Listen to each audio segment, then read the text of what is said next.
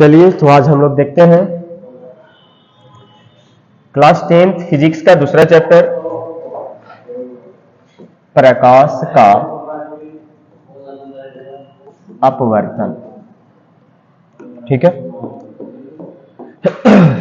यानी कि refraction of light. चलिए ध्यान दीजिएगा।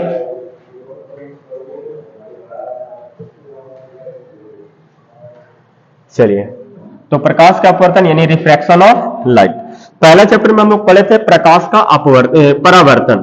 ध्यान दीजिएगा, एक पहला चैप्टर में पढ़े थे प्रकाश का परावर्तन। परावर्तन का मतलब हम समझाए थे कि किसी सतह से टकरा के वापस लौटा क्या कहलाता है? परावर्तन। यानी कि सतह से टकराकर वापस लौटना क्या कहलाता है? परावर्तन। लेकिन अपवर्तन का मतलब क्या है? तो अपवर्तन का सीधा सा मतलब होता है अपने रास्ता से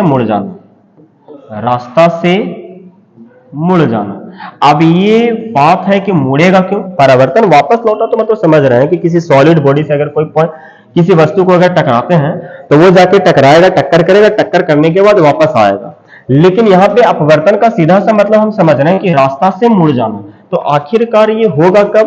तो जब कोई भी चीज, अगर मान लो कि लाइट है, लाइट के बारे में पढ़ रहे हैं, तो लाइट जब एक माध्यम से दूसरे माध्यम में जाएगा तो माध्यम में परिवर्तन जैसे ही करता है ना, तो अपने रास्ता से मुड़ जाएगा। उसको जाना चाहिए तो सीधे, लेकिन ना सीधे जाएगा और सीधे तो नहीं जाएगा, या तो वो नीचे की ओर झुकेगा या तो ऊपर की ओर जाएगा। तो क्या करेगा? वो अपने रास्ता से मुड़ जाएगा। और इस मुड़ने की घटना को क्या बोलते हैं? अपवर्तन। और ये घटना हो किस में रहा है? प्रकाश में। तो हम अगर पूरा को अगर जोड़ दें तो हम बोल सकते हैं कि जब भी कोई प्रकाश की किरण किसी एक माध्यम से दूसरे माध्यम में जाती है तो अपने पथ से क्या हो जाती है? विचलित हो जाती है या मुड़ जाती है। इस मुड़ने की घटना को क्या कहते हैं? प्रकाश का अपवर्तन कहते हैं। इसको समझते हैं। जैसे मान लेते हैं कि ये कोई अपवर्तक सतह है,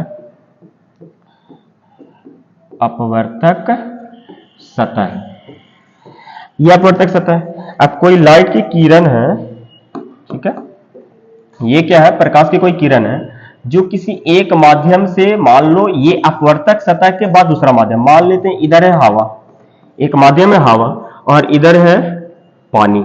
तो मान लेते हैं कि ये जो प्रकाश है वो हवा से पानी की ओर जा रहा है और ये सतह जो है अपवर्तक सतह, वो हवा और पानी को अलग कर रहा है। तो जिस बिंदु पे टकराएगा, तो हम लोग परावर्तन वाला पढ़े थे कि आपतित किरण जिस बिंदु पे टकराता है उसको बोलते हैं आपतन कोण, सॉरी आपतन बिंदु। जिस बिंदु पे टकराएगा उसको बोलेंगे आपतन बिंदु। और आपतन बिंदु पर जो हम परपेंडिकुलर लाइन बनाते हैं, यानी अपवर्तक सतह से परपेंडिकुलर, इसको बोलते हैं अभिलंब। क्या बोलते हैं? अभिलंब बोलते हैं। अब ये जो लाइट है वो जाना चाहिए था सीधे, लेकिन जैसे ही माध्यम में परिवर्तन करेगा तो ये सीधे नहीं जाएगा।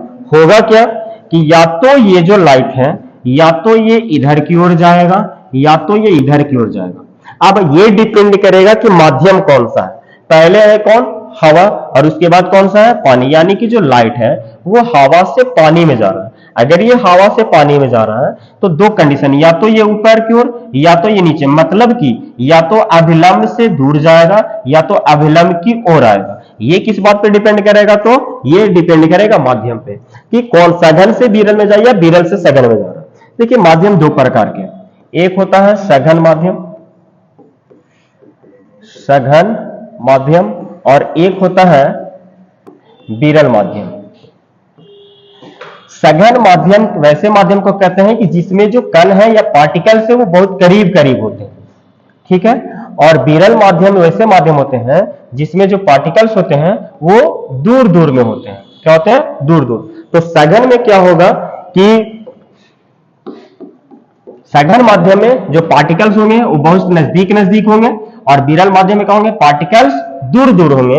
अगर देखें अब इसमें हम तुलना करते हैं हवा और पानी में कि हवा सघन है या पानी सघन है। तो हवा मतलब कि गैस, हवा का मतलब गैस, और पानी का मतलब क्या है? लिक्विड। अब याद कीजिए केमिस्ट्री के बाद, अगर हम गैस और लिक्विड का स्ट्रक्चर की बात करते हैं तो गैस के जो पार्टिकल्स होते हैं वो दूर दूर में होते हैं और लिक्विड लिक्विड को जो स्ट्रक्चर की बात करते हैं, इसमें जो पार्टिकल्स होते हैं वो नजदीक नजदीक, किसकी अपेक्षा? तो गैस की अपेक्षा इसके पार्टिकल्स थोड़ा करीब होते हैं, और लिक्विड की अपेक्षा गैस के जो पार्टिकल्स होते हैं वो दूर दूर होते हैं। मतलब कि गैस में पार्टिकल्स दूर दूर और लिक्विड में पार्टिकल्स नजदीक नजदीक। अब तुलना कीजिए, अगर पार्टिकल्स दूर दूर है तो बोलेंगे विरल माध्यम, अगर पार्टिकल्स नजदीक नजदीक है तो बोलेंगे सघन माध्यम। बताइए, ये जो हवा है ये क्या हो गया? विरल माध्यम। क्या हो गया? ये विरल माध्यम। और ये जो पानी है ये क्या हो गया? सघन माध्यम। अब ध्यान दीजिएगा, अब ये ध्यान देना है कि ये लाइट जब आ रहा है कौन सा माध्यम से? विरल माध्यम से सघन माध्यम में। तो जब कोई प्रकाश की किरण विरल माध्यम से सघन माध्यम की ओर जाती है तो ये सीधे ना जाकर अभिलंब की ओर झुक जाती है, और ये जो लाइट है वो इस तरह से जाएगा, ये वाला अपवर्तन नहीं होगा। मतलब कि सीधे ना जाके अभिलंब की ओर झुकेगा। और अगर ये प्रक्रिया उल्टा कर दे, यानी कि पानी में से हवा में जाए, यानी कि अगर जो प्रकाश की किरण है वो पानी से हवा में जा रही है तो ये जो अपवर्तित किरण है वो अभिलंब से दूर हटेगी। अब सवाल है कि ऐसा होता क्यों है? ये जो मुड़ रहा है, ये जो अपने रास्ता से कहा गया कि मुड़ गया, तो ये हो गया विचलन, इसी को क्या कहते हैं? अपवर्तन। मुड़ने की घटना को क्या कहते हैं? अपवर्तन। अब सवाल है कि आखिरकार ये मुड़ता क्यों है? ध्यान दीजिएगा, एक गेम आता था एंग्री बर्ड, ठीक है? जैसे एक मान लीजिए इस प्रकार से बिल्डिंग होता था और इस पे कुछ बॉल इस प्रकार से रखे हुए होते थे, ठीक है? और इसको क्या करना रहता था कि यहां से इस प्रकार से एक रहता, और इसमें एक इस प्रकार से रबल टाइप होता, और इसमें एक वर्ड जिसको एंग्री वर्ड कहते थे वो इस प्रकार से इसे रख के और इसको से ना इसको खींचते थे पीछे की ओर और छोड़ते थे, तो ये जाके टक्कर करता था इस पे और ये बॉल गिरता था। इस प्रकार के एक गेम आता था मोबाइल में जिसको बोलते थे एंग्री बर्ड। कभी अगर खेले होंगे तो ये देखे होंगे कि अगर इसको हम जितना ज्यादा पीछे टानेंगे मतलब फोर्स उतना ज्यादा अप्लाई होगा, फोर्स जितना ज्यादा अप्लाई होगा मतलब वेग उतना ही ज्यादा होगा, वेग जितना ज्यादा होता था ये उतना ही तीव्रता और यानी कि ऊपर की ओर जाता था, यानी कि फोर्स ज्यादा लगता था तो इसका स्पीड ज्यादा होता था। अगर ये फोर्स कम लगे यानी कि वेग कम हो तो वेग कम रहता तो ये नजदीक में गिरता था, और अगर धीरे से छोड़े तो और नजदीक गिरता था, और धीरे से अगर इसको छोड़े तो और नजदीक में गिरता था। यानी कि जैसे जैसे वेग को कम करते थे ये नजदीक में ही गिरता था। यानी अगर वेग ज्यादा है तो दूर जाके गिरेगा, अगर वेग कम है तो नजदीक जाके गिरेगा। इसी को रिलेट कीजिए, हम लोग लाइट से रिलेट करते हैं। ध्यान दीजिएगा, एक ये पार्टिकल्स है, हम तीन स्ट्रक्चर बनाएंगे, ठीक है? और एक स्ट्रक्चर इस प्रकार से है पार्टिकल्स का, एक ये स्ट्रक्चर हम बनाए, और एक स्ट्रक्चर आपके सामने ये रहा। अब तीनों में से क्या आप बता सकते हैं कि कौन सा स्ट्रक्चर किसका है? ठोस, द्रव, गैस। तो अगर स्ट्रक्चर देखें तो हमको पता चलता है कि ये जो है ये है ठोस का स्ट्रक्चर। किसका? ठोस का। ये जो स्ट्रक्चर है वो किसका है बाबू? गैस का है। और ये अगर बात करते हैं तो ये है लिक्विड का। किसका? लिक्विड यानी कि द्रव, और ये सॉलिड यानी कि ठोस, और ये है गैस का स्ट्रक्चर। तीनों स्ट्रक्चर देखने से समझ में आ रहा है, क्योंकि गैस के पार्टिकल्स दूर दूर होते हैं, सॉलिड के पार्टिकल्स नजदीक नजदीक सटे सटे होते हैं, और जो द्रव होते हैं उसके पार्टिकल्स ठोस से थोड़ा सा दूर में होते हैं। अब अगर आपको बोला जाए, ठीक है, मान लेते हैं तीनों एक प्रकार के गांव हैं, एक गांव है लिक्विड विलेज, और एक गांव है आपका ठोस, और एक गांव है गैस, और ये जो पार्टिकल्स है उस गांव में बना हुआ बिल्डिंग है।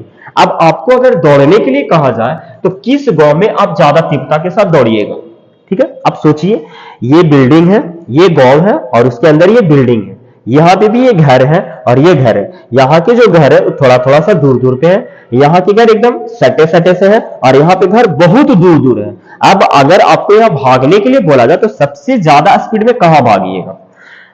तो अगर स्ट्रक्चर पे ध्यान दें और ये भागने की कहानी को समझे तो सबसे ज्यादा जो भागने का वेग होगा वो गैस में होगा, क्योंकि यहाँ पे रुकावट है ही नहीं। यहाँ पे जो वेग होगा वो गैस से कम होगा और ठोस से ज्यादा। और यहां भागने की बात करें तो भाग ही नहीं पाएंगे क्योंकि बिल्डिंग एकदम सटे सटे से। ये जो भागने की कहानी है इसको रिलेट कर दो लाइट से। अगर हम प्रकाश की बात करते हैं, किसकी बात करेंगे, प्रकाश की बात करते हैं, तो अब ये बताइए कि प्रकाश ज्यादा तेज कहां चलेगा, तो जो लाइट है उसका वेग ज्यादा कहां होगा, गैस में। यानी कि लाइट का वेग सबसे अधिक कहां होगा, गैस में। और सबसे कम कहां होगा, यहां सबसे कम होगा। क्यों कम होगा, क्योंकि यहां पार्टिकल्स बहुत ही नजदीक है। और यहां पे क्या होगा, तो गैस से कम और सॉलिड से अधिक। अब ध्यान दीजिएगा कि सबसे ज्यादा स्पीड कहां लाइट का, गैस में। सबसे कम कहां, ठोस में। तो अगर बाबू मान लो, अभी हम यहां पे आइए एंग्री बर्ड वाली कहानी में, अगर वेग ज्यादा तो कहां जाएगा, ऊपर की ओर। अगर वेग कम तो कहां जाएगा, नीचे की ओर। अब ध्यान देना कि अगर जो लाइट है वो ठोस से गैस में जाएगा, यानी सॉलिड से गैस में जाएगा, तो जो वेलोसिटी है वो ज्यादा होगा। वेलोसिटी ज्यादा होगा, देखो ये है मान लो प्रकाश, और ये है आपका, मान लेते हैं कि ये अपवर्तक सतह, यहां से माध्यम चेंज हो रहा है। तो जैसे ही जो लाइट है वो मान लेते हैं ठोस से कहा जा रहा है गैस में, तो ठोस से गैस में जैसे ही जाएगा, तो अभी वेलोसिटी कुछ था, लेकिन जैसे ही गैस में इंटर करेगा तो इसका वेलोसिटी क्या होगा, बढ़ेगा। और वेलोसिटी ज्यादा मतलब कि ऊपर की ओर, और वेलोसिटी कम नीचे की ओर। जैसे कि अभी हम बताएंगे एग्रीगेट में, या देखिए वेलोसिटी ज्यादा ऊपर की ओर और वेलोसिटी कम नीचे की ओर। वेलोसिटी ज्यादा ऊपर, वेलोसिटी कम नीचे। उसी प्रकार से हम यहां समझा रहे हैं कि अगर ठोस से गैस में गया तो वेग क्या होगा, ज्यादा। वेग ज्यादा तो ऊपर की ओर लाइट जाएगा, और वेग कम तो नीचे की ओर जाएगा। समझ में आया कि ये मूल क्यों रहा है। जैसे ही माध्यम चेंज करेगा तो लाइट के वेलोसिटी में क्या होगा बाबू, चेंजिंग आएगा। और लाइट के वेलोसिटी में जब चेंजिंग आएगा तो अपने रास्ते से क्या होगा, मुड़ेगा। या तो ये लाइट जो है वो अपने रास्ते से ऊपर की ओर जाएगा, या तो ये लाइट वो अपने रास्ते से नीचे की ओर जाएगा। अब ध्यान दीजिएगा यहां पे, यहां हम बता रहे थे, देखिए इधर क्या है बाबू, हवा, और इधर क्या है, पानी। मतलब वेग कहां ज्यादा, तो हवा में जो वेग है वो ज्यादा होगा, और पानी में वेग जो है वो क्या होगा, कम होगा। अब रिलेट कीजिए कि पहले जो वेग था वो ज्यादा था, और जैसे ही यहां पानी में एंट्री किया तो वेग कम हो गया। वेग कम होगा तो ये लाइट ऊपर की ओर जाएगा कि नीचे की ओर जाएगा, ध्यान दीजिएगा।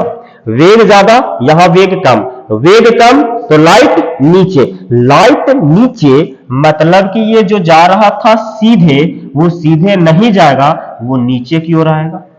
यही बात बता रहा है कि जब हवा से पानी में गया तो लाइट सीधे ना जाके कहां जाएगा, नीचे की ओर। और नीचे की ओर कौन मिलेगा बाबू, अभिलंब। तो ये जो लाइट है वो अपवर्तन के बाद अभिलंब की ओर झुक जाता है। इसी को एक लाइन में बोलते हैं कि जब कोई प्रकाश की किरण विरल माध्यम से सघन माध्यम में जाती है तो अभिलंब की ओर झुक जाता है। इसी का उल्टा करेंगे कि जब कोई प्रकाश की किरण सघन से विरल में जाएगा तो अभिलंब से दूर हटती है। वो कैसे, ध्यान दीजिएगा। देखिए ये है अपवर्तक सतह, क्या है ये, अपवर्तक सतह, ये है अपवर्तक सतह। अब ये मान लेते हैं इधर है सघन माध्यम। सघन माध्यम आप जान चुके हैं जिसमें पार्टिकल्स नजदीक नजदीक होंगे, और इधर है विरल माध्यम। विरल माध्यम में जो पार्टिकल्स हैं वो बहुत दूर दूर होंगे। अब ये प्रकाश की किरण यहां से, मान लो यहां से प्रकाश की किरण एंटर किया, तो पहले था कौन सा माध्यम, सघन माध्यम।